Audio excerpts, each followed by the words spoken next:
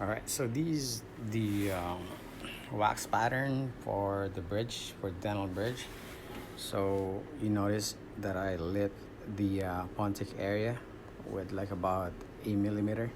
So just making sure that I have a uniform um, reductions on the pontic areas. When I take it off, when I put it back on the normal position, I will have my that's the technique that I've been using for a long time.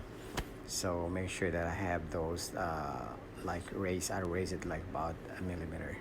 So I already did my reductions. I already did my now I'm ready for spruing. So I did sprue it.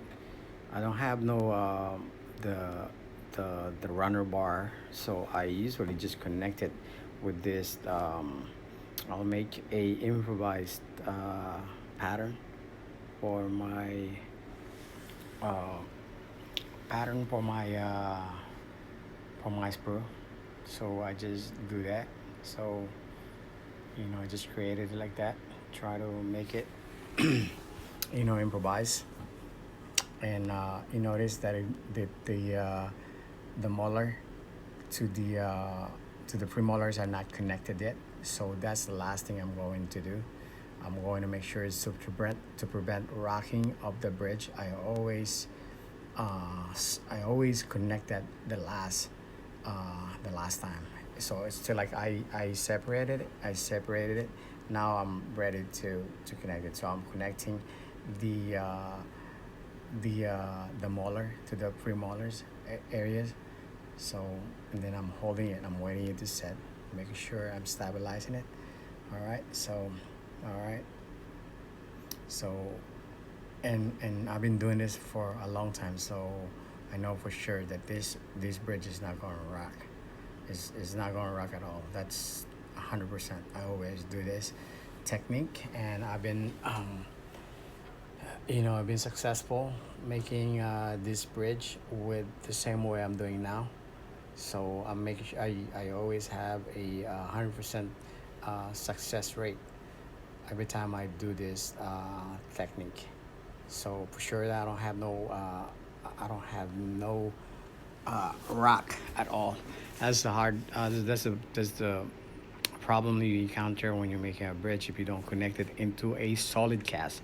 So connected to a solid cast is very important because if you don't connect it to a solid cast, the tendency of rocking the bridge is very high. So I've been doing this for so many years now, and this is I always doing the same process. And for the fixed partial dentures, I always have a very high success of this casting is going to be 100% sure.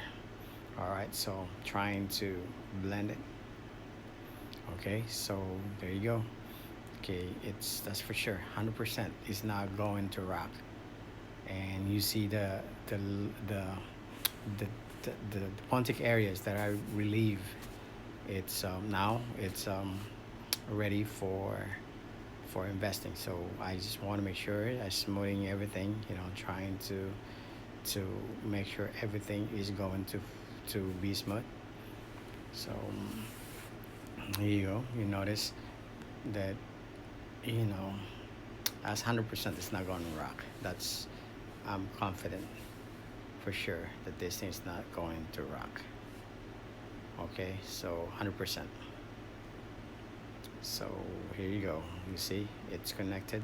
I make sure to have a right thickness for my connectors.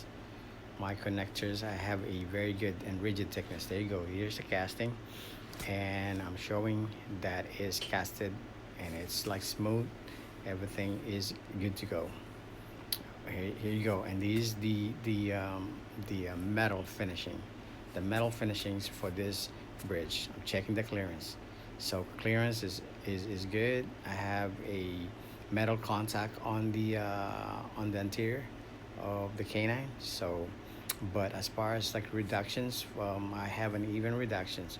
So I have, and for sure that I have a very good width and thickness of my connector. There you go.